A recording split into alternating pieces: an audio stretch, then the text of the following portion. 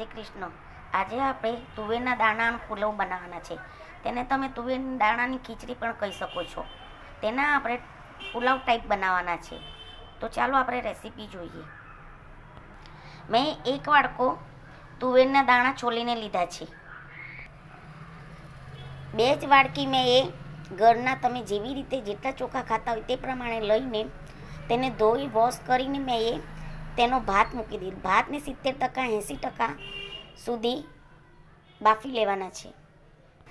પુલાવની અંદર નાખવા માટે મેં 2 રીંગણ લીધા છે, 3 ટામેટાં છે, નાના છે એટલે મેં 3 લીધા છે, એક નાનું બટેટું લીધેલું છે।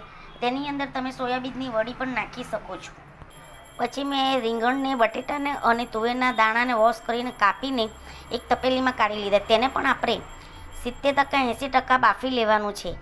બાફવા માટે મેં તેની અંદર નિમક અને સ્વાદ મુજબ નિમક અને 1 ચમચી આદુ મરચાંની પેસ્ટ નાખી છે અને મેં તેને ધીમા તાપે બફાવા રાખી દીધેલું છે।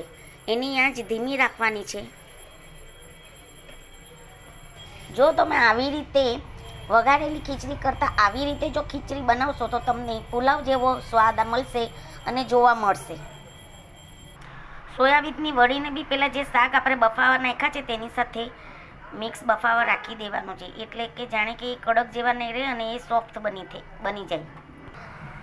શાક આપણું ઓલમોસ્ટ 70% જેવું બફાઈ ગયું છે। હવે તેને ગેસ બંધ કરી નીચે ઉતારી લેવાનું છે। વઘારિયાની અંદર મેં 3 મોટી ચમચી તેલ લીધેલું છે। તેમાં થોડી અડધી ચમચી મેં હલ્દી નાખી છે, કારણ કે મેં જ્યારે ભાત બનાવ્યા હતા તેની અંદર મેં હલ્દી નાખેલી હતી એટલે મેં અડધી ચમચી હલ્દી લીધી છે। 2 ચમચી લાલ મરચાંનો પાવડર લીધેલો છે। તીખું તમે જેટલું ખાઈ શકો તે પ્રમાણે લેવું। 2 ચમચી ધાણા પાવડર લેવું। નિમક તમે પહેલે ભાતમાં બી નાખેલો હતો અને શાક જ્યારે બફાવા રાખ્યું તેમાં બી નાખેલું, એટલે નિમક જોઈને નાખવું અને ચાખીને નાખવું। આપણું તેલ લાલ હલ્દી ધાણા મરચાંવાળું તેલ ગરમ થઈ ગયું છે। હવે તેને આપણે પરની જેમ પાથરવાનું છે। તો હવે એ આપણે પ્રોસેસ ચાલુ કરીએ। એક અલગ તપેલીની અંદર એ તળને પાથરવાનું છે, એટલે મેં પહેલે વઘારેલું થોડુંક તેલ લીધેલું છે।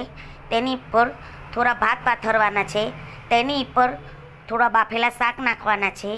તેની ઉપર ઝીણા સમારેલા ટામેટાં અને એક લીલો કાંદો લીધો છે, કોથમીર અને લીલા કાંદા નાખવાના છે। હું તમને થડ પાથરીને બતાવું તે રીતે જુઓ, તે તમે જુઓ મેં પહેલાં ભાત નાખ્યા છે, પછી બાફેલા શાકભાજી નાખ્યા છે અને પછી તેની ઉપર ટામેટાં ગોઠવીને નાખ્યા છે અને લીલો કાંદો અને કોથમીર આવી રીતને સમારીને નાખી। એની ઉપર પછી તમારે વઘારેલું તેલ જે પેલું છે લાલ મરચાંવાળું તે નાખવાનું છે। આવી રીતે નાખ્યા પછી પાછો એની અંદર ભાત નાખવાના છે। તમે જોઈ શકો છો પાછા મેં એની પર ભાત પાથરેલા છે। આવી રીતે પાથરીને પાછું તેની ઉપર વઘારેલું તેલ નાખવાનું છે। તમે જોઈ શકો છો કે મેં આવી રીતે ભાત એક પછી એક કરીને પાથરીને તૈયાર કરી લીધી છે। હવે તેને ધીમા તાપે દમ આપવા રાખીશું। દમ આપીને તમે બિરયાનીનો લુક જોઈ શકો છો। હવે તેને આપણે સર્વ કરીશું। તો તૈયાર છે આપણો પુલાવ, એટલે કે તુવેરના દાણાની ખીચડી બી કહી શકાય અને પુલાવ બી કહી શકાય। તમે એને એમ પણ ખાઈ શકો અને તમારે કોઈ ચટણી કે સૂપ કે કોઈની બી સાથે તમે ખાઈ શકો છો, પણ અમારા ઘરમાં તો એ એમ જ ખવાય છે। કોઈ શાકની કે કોઈની કંઈ જરૂર પડતી નથી। વિડીયો ગમ્યો હોય તો લાઈક કરજો અને સબસ્ક્રાઈબ કરજો અને તમારા કમેન્ટથી અમને પ્રોત્સાહન મળે છે તો કમેન્ટ પણ કરજો। રાધે કૃષ્ણ મિત્ર।